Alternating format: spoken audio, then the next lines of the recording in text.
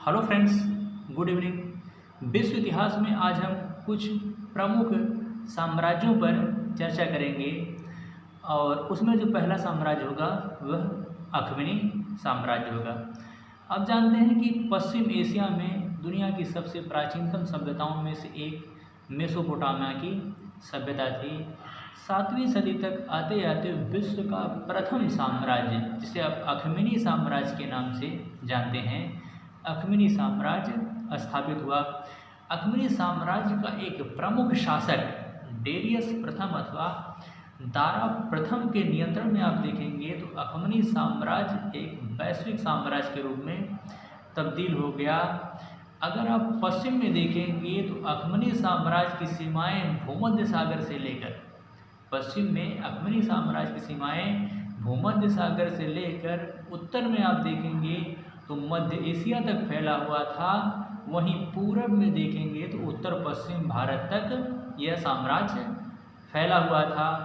और डेरियस की मृत्यु के बाद आप देखेंगे तो धीरे धीरे अख्मनी साम्राज्य का भी पतन प्रारंभ हो गया, लेकिन यह विश्व इतिहास का पहला साम्राज्य था अख्मनी साम्राज्य, इसलिए इसका रोल इम्पोर्टेंट हो जाता है। अख्मनी साम्राज्य के बाद आप देखेंगे तो मकदूनिया में फिलिप द्वितीय के नेतृत्व में मकदूनियाई साम्राज्य की स्थापना हुई। और फिलिप द्वितीय जो था वह सिकंदर का पिता था। तो जब फिलिप द्वितीय की मृत्यु हुई तो फिलिप द्वितीय की मृत्यु के बाद, हालांकि फिलिप द्वितीय ने भी एक बड़े भूभाग को उसने जीत लिया था, यहाँ तक कि जो यूनान वगैरह का क्षेत्र था उस पर भी उसने अपना नियंत्रण स्थापित कर लिया था, जिस वजह से यूनान की सभ्यता नष्ट हो गई।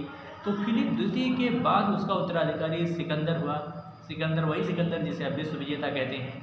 तो सिकंदर ने क्या किया कि उसने पश्चिम की तरफ उसने पूरब की तरफ अपना साम्राज्य विस्तार करना प्रारंभ किया। यहाँ तक कि उसने जो है भारत में आप देखेंगे तो ब्यास नदी के क्षेत्र तक को उसने जीत लिया। और पश्चिम एशिया में जो पतनशील अख्मनी साम्राज्य को उसने तहस नहस करके उसके पूरे क्षेत्र को जीत लिया। और इधर पश्चिम भारत में आप देखेंगे तो यह ब्यास नदी तक के भूभाग को जीत लिया। वापस जाते समय 323 ईसा पूर्व में बेबीलोन में उसकी मृत्यु हो गई। उसकी मृत्यु के बाद आप देखेंगे तो उसका साम्राज्य उसके 3 प्रमुख सेनापतियों के बीच बट गया। उसमें से एक प्रमुख सेनापति जो था वह सेलुकस था। सेलुकस को सीरिया का क्षेत्र मिला और सीरिया के क्षेत्र के साथ आप देखेंगे तो जब उसने अपना साम्राज्य विस्तार करना शुरू किया तो उसी समय उसके समकालीन भारत में मौर्य साम्राज्य था। और फिर सीमा विस्तार को लेकर के मौर्यों के साथ उसकी टकराहट हुई और फिर 306 ईसा पूर्व में चंद्रगुप्त मौर्य के साथ उसका संघर्ष हुआ और उस संघर्ष में वह सेलुकस पराजित हुआ। इसके बाद आप देखेंगे तो ये तो अख्मनी साम्राज्य हो गया, फिर मकदूनियाई साम्राज्य हो गया। तो उसी समकालीन आप देखेंगे तो भारत में चीन में उसी समकालीन एक मिंग साम्राज्य हुआ करता था। और भारत में यही समय आप देखेंगे तो वही समय है जब मगध का उत्कर्ष हो रहा था। और मगध के उत्कर्ष में आप देखेंगे तो महापद्मनंद के समय मगध अपने चरम पर था।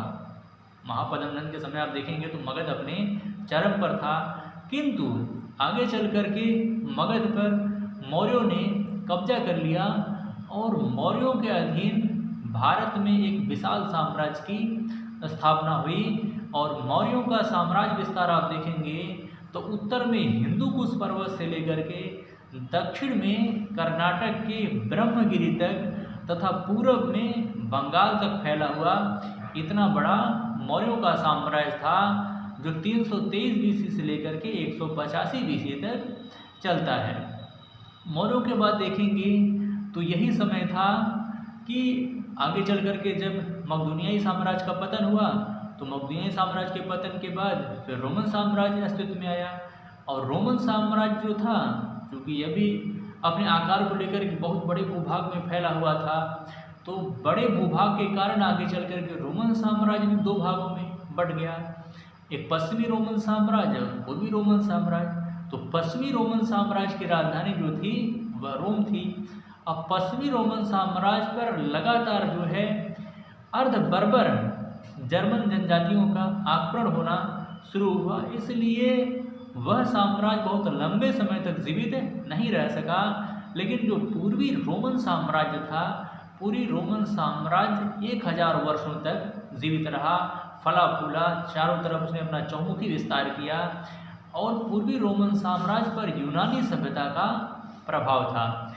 आगे चल करके इसका पतन 1453 ईस्वी में उस्मानिया सल्तनत ने जब कुस्तुनतुनिया को जीत लिया, तब पूर्वी रोमन साम्राज्य का पतन होता है, जिसे इतिहास में कुस्तुनतुनिया के पतन के नाम से जाना जाता है। ठीक है फ्रेंड, तो फिर मिलेंगे एक बेहतर टॉपिक के साथ, तब तक के लिए जय हिंद।